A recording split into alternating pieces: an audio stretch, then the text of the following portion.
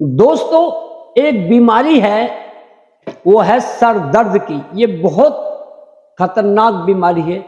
اور یہ بیماری بذات خود کوئی مرض نہیں ہے، بلکہ اس کی کچھ وجہ ہوتی ہیں، جیسا کہ ٹھنڈ لگ گئی اس کی وجہ سے سر میں درد ہو گیا، بخار آ گیا، نزلہ زکام کی شکایت کی وجہ سے بھی یہ سر کا درد ہو جاتا ہے، بی پی ہائی ہو گیا تب بھی سر میں درد، اور ٹینشن تب بھی سر میں درد، اور جو ہے گیس قبض ہو گیا، بد ہضمی ہو گئی تب بھی سر میں درد ہو جاتا ہے۔ یہ سر کا درد ہوتا ہے عارضی، ان وجہوں کو ختم کرنے کے بعد ہو جاتا ہے۔ ایک سر کا درد ہوتا ہے مستقل،